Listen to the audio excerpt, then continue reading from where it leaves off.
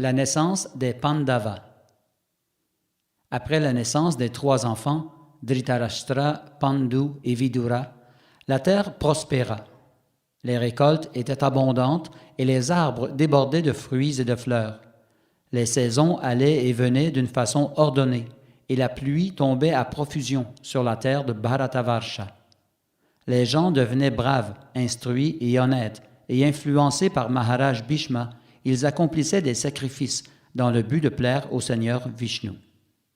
Les habitants d'Hastinapur étaient satisfaits de Bhishma, à tel point qu'ils se croyaient vivre sur une planète Vaikunta. Entendant parler de la prospérité des Kurus, les gens venaient de partout afin de trouver refuge dans leur royaume. Telle est l'ampleur de l'influence d'un saint roi. Tous les habitants du royaume aimaient Bhishma comme un père, et ils glorifiaient ses activités. Maharaj Bhishma éleva les trois enfants des reines comme s'ils étaient les siens. À mesure que Pandu grandissait, il excellait comme archer, tandis que Dhritarashtra développait une grande force physique. Quant à Vidura, on comprit vite que nul ne l'égalait dans sa dévotion à Vishnu et sa connaissance de la morale. Le temps venu, Pandu devint le nouveau roi, car Dhritarashtra était aveugle et Vidura le fils d'une servante. Ni l'un ni l'autre ne pouvaient donc être intronisés. Les trois garçons atteignirent bientôt l'âge de se marier. Bhishma avait trois reines en tête pour les princes des Kurus. L'une de ces jeunes femmes était Prita, la fille de Shurasena. Une autre était Gandhari, la fille du roi de Gandhara. Et finalement Madri, la fille du roi de Madras. Bhishma savait que Gandhari avait reçu du Seigneur Shiva une bénédiction lui permettant d'obtenir 100 fils. Désirant la marier à Dhritarashtra, il envoya un messager au roi de Gandhara qui s'appelait Subal.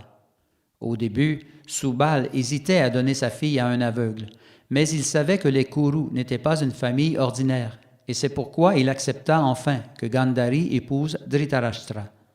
Lorsque la très chaste Gandhari apprit que son futur époux était aveugle, elle se banda les yeux de plein gré et demeura ainsi le reste de sa vie. Shakuni, le fils de Subal, emmena sa sœur Gandhari dans la capitale des Kurus, Hastinapur, et en bonne et due forme donna sa main à Dhritarashtra. Gandhari devint une femme modèle, due à sa chasteté ainsi qu'à sa loyauté envers son époux. Le chef de la dynastie Yadu s'appelait Shurasena. Il avait comme fils le grand Vasudev. Il avait aussi une fille nommée Prita, dont la beauté n'avait d'égal sur terre. Elle fut plus tard adoptée par le roi Kuntiboja, qui n'avait pas d'enfant. En effet, les rois Shurasena et Kuntiboja s'étaient préalablement entendus sur le fait que si une fille naissait de Shurasena, elle serait donnée au roi Kuntiboja, ce dernier ne pouvant avoir d'enfant. C'est pourquoi Prita fut connue plus tard sous le nom de Kunti. Dans le palais du roi Kuntiboja, sa tâche était d'accueillir les invités de marque ainsi que les brahmanas. Un jour, par son service, elle s'attira la sympathie de Durvasa Muni.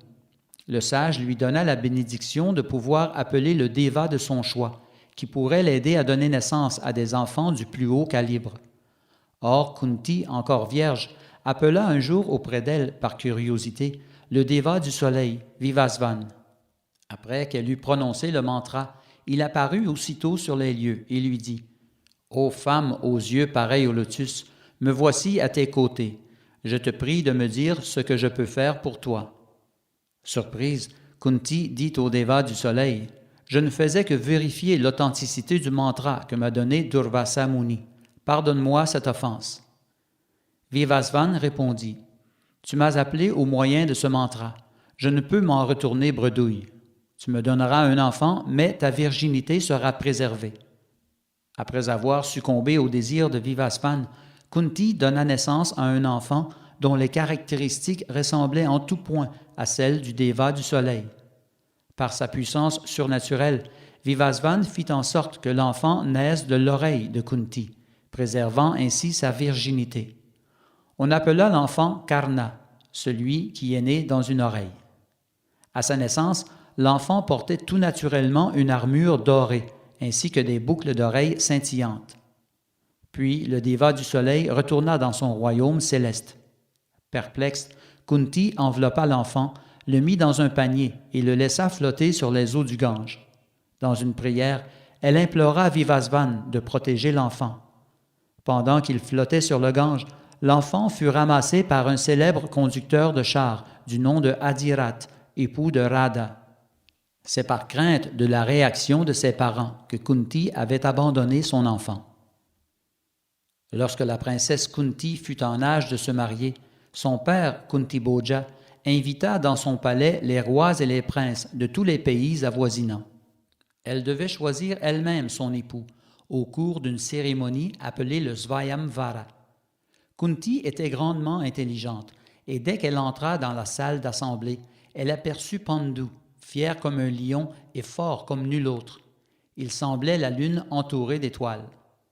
S'avançant vers lui modestement, elle plaça la guirlande de fleurs autour de son cou, acceptant ainsi d'unir son destin à celui de Pandu. Le roi Kuntiboja célébra en grande pompe la cérémonie du mariage et fit don à Pandu d'une dot considérable. Puis, Pandu ramena son épouse dans son palais d'Hastinapur. Quelque temps plus tard, Bhishma voulut donner une seconde épouse à Pandu. Escorté de son armée, Bhishma se rendit dans le royaume de Madras. Il y obtint la belle Madri, sœur de Shalya, et la ramena avec lui à Hastinapur, où elle fut mariée à Pandu, toujours en grande pompe. C'est alors que Pandu se mit à conquérir le monde. À l'aide de sa vaste armée, il subjugua un royaume après l'autre. Les rois du monde considéraient Pandu comme un déva, semblable à Indra, le roi des planètes célestes. Dans le but de lui plaire, ils lui offraient des cadeaux et lui payaient tribut. Après avoir établi son autorité sur toute la terre, Pandu se retira dans la forêt, en compagnie de ses deux épouses, Kunti et Madri, vivant dans l'opulence et bénéficiant de l'atmosphère de forêts enchanteresses au pied de l'Himalaya. Un jour qu'il se promenait dans les bois, Pandu aperçut un cerf qui s'adonnait au plaisir de la chair avec sa femelle. Il transperça les deux cerfs de 5 flèches chacun.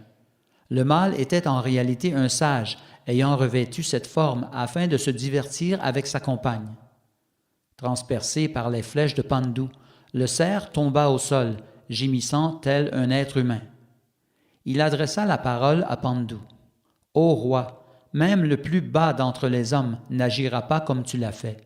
Pourquoi m'avoir transpercé de tes flèches alors que je m'amusais avec mon épouse ?» Pandu lui répondit, « Les rois tuent des cerfs aussi naturellement qu'ils éliminent un ennemi de la spiritualité. Ne me reproche pas une faute que j'ai commise par ignorance. Jadis, le sage Agastya accomplissait un sacrifice et il tua tous les cerfs de la forêt pour ensuite les offrir en sacrifice aux dévas. Tu as été tué pour la même raison. Je ne fais que marcher dans les traces des sages.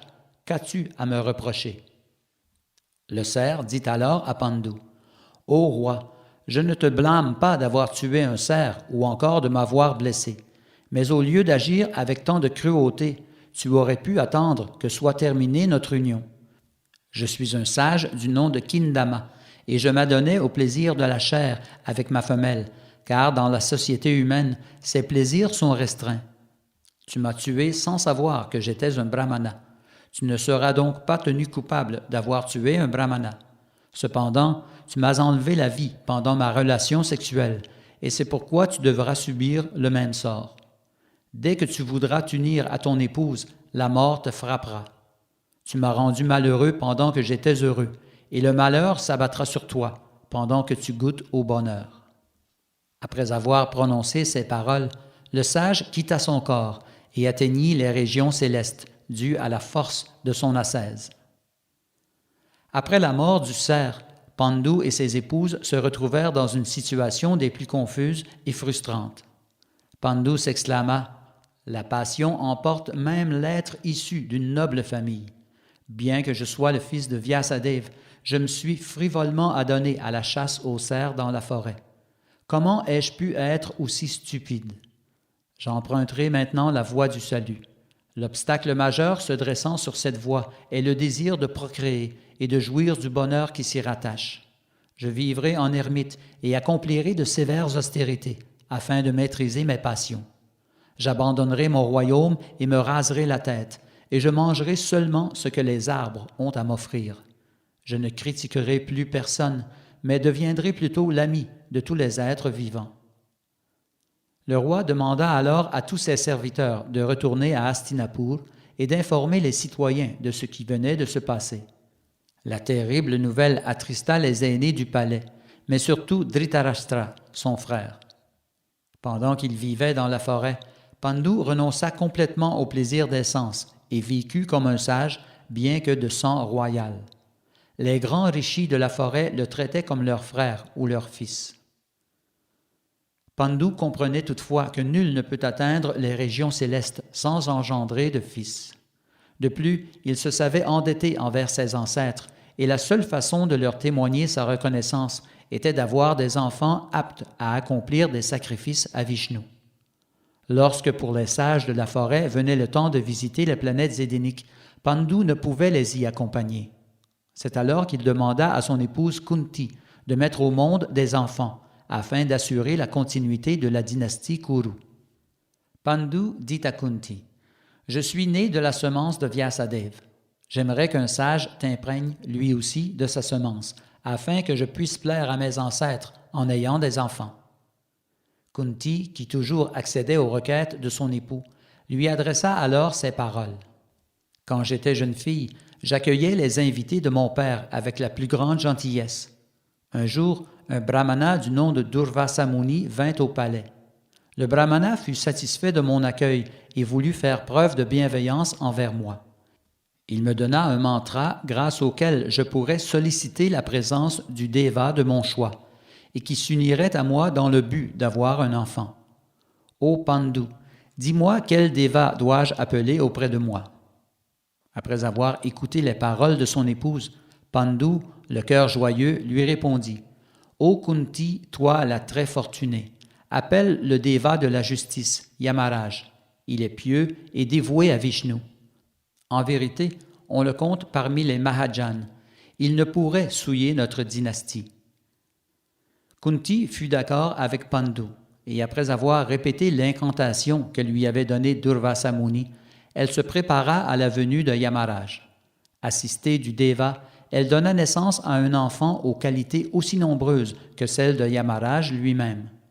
Dès que l'enfant naquit, on entendit une voix annoncer dans le ciel « Cet enfant deviendra le plus parfait des humains, un homme de la plus haute vertu. On dira de lui qu'il est un compagnon de Vishnu, la personne suprême. Doté d'une grande puissance et d'une franchise exemplaire, il deviendra le roi de cette terre. Ce premier fils de Pandu sera connu sous le nom de Yudhishthir et sa renommée en tant que roi s'étendra partout dans les trois mondes. » Pandu fut extrêmement comblé par la naissance de son fils. Il dit à Kunti, « Les sages nous ont révélé qu'un kshatriya doit posséder une grande force physique.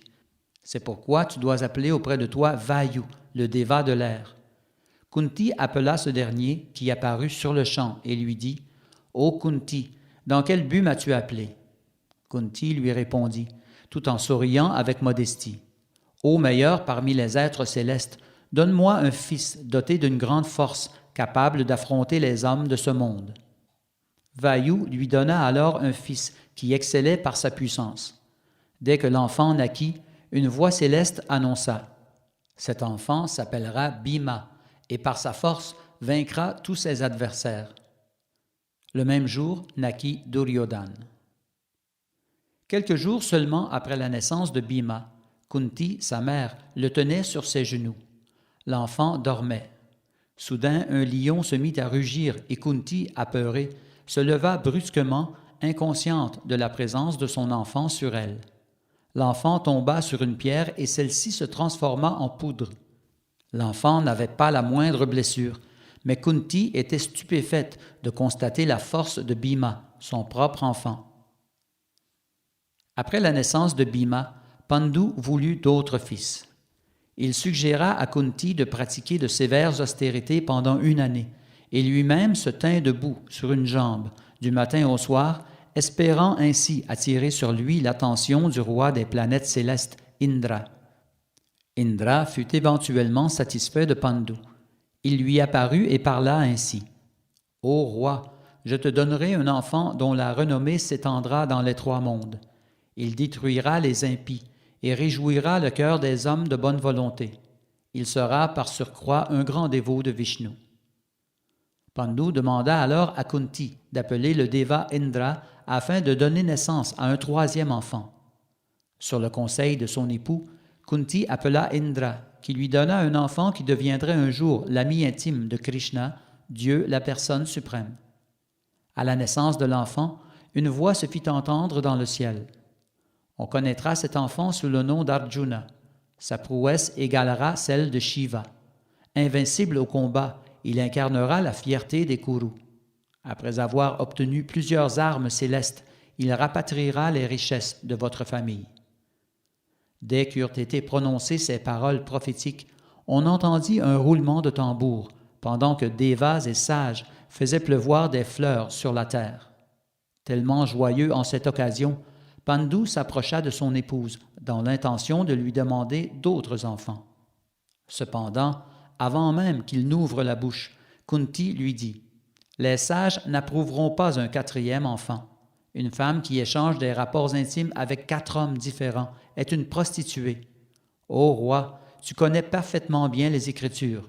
Je te prie de ne plus me demander d'enfant. » Après la naissance des 3 fils de Kunti, Madri, la fille du roi de Madras, alla trouver Pandu, son époux, et lui parla ainsi.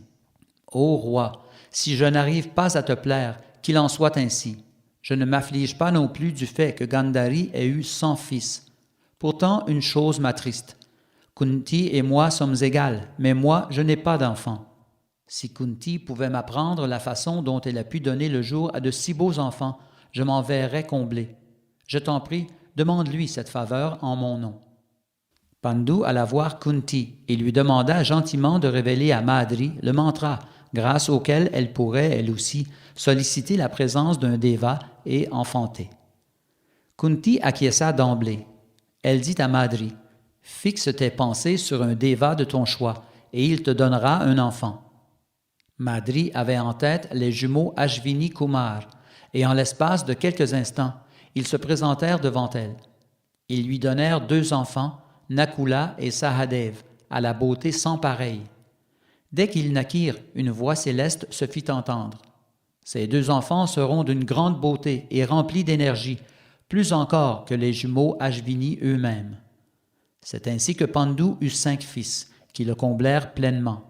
Chacun des enfants était né à intervalles d'1 an, et à mesure qu'ils grandissaient, ils devinrent les favoris des grands sages de la région. Gandhari donna elle aussi naissance à des enfants. Elle avait reçu de Vyasadeva la bénédiction d'avoir 100 fils. Elle demeura enceinte pendant 2 ans. Lorsqu'elle apprit que Kunti avait eu un enfant dont la splendeur égalait celle du soleil, elle entra dans une vive colère et se frappa le ventre violemment. Il en sortit une boule de chair, dure comme le fer. Elle s'apprêtait à jeter cette boule de chair quand Vyasadeva apparut sur les lieux. Sans détour, elle lui dit « Quand j'ai su que Kunti avait eu un enfant aussi radieux que le soleil, je me suis frappé le ventre. Tu m'as promis que j'aurais 100 fils, et voilà que je donne naissance à une boule de chair. » Vyasadeva lui répondit « Ô fille de Subal, je ne t'ai pas induit en erreur. J'ai toujours dit la vérité, même dans mon humour. Que l'on m'apporte immédiatement 100 pots remplis de beurre clarifié. Entre-temps, asperge d'eau fraîche cette boule de chair. » Au fur et à mesure qu'était aspergée la boule de chair, elle se séparait en 100 parties, chacune de la grosseur d'1 pouce. On les plaça dans des pots de beurre clarifié, du ghee, que l'on recouvrit. Vyasadeva promit à Gandhari que de chacun des pots naîtrait un enfant. Puis il repartit vers l'Himalaya.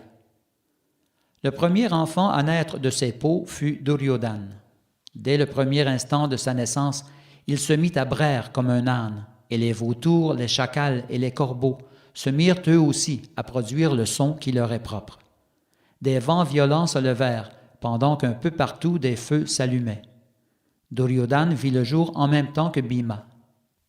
Après la naissance de Duryodhana, Dhritarashtra, craintif, fit appel à Bhishma, Vidura, ainsi qu'à tous les brahmanas de la maison des Kurus.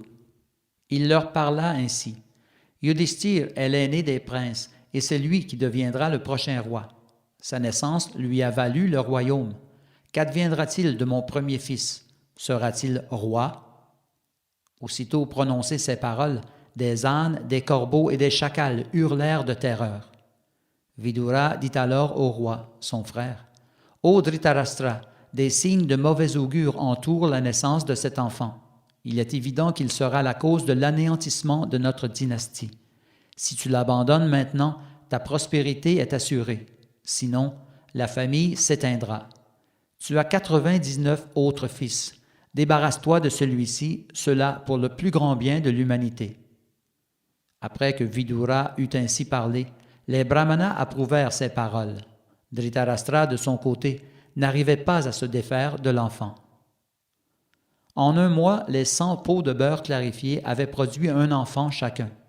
Généreux, Vyasadeva fit don d'un autre pot, duquel naquit une fille appelée Dushala.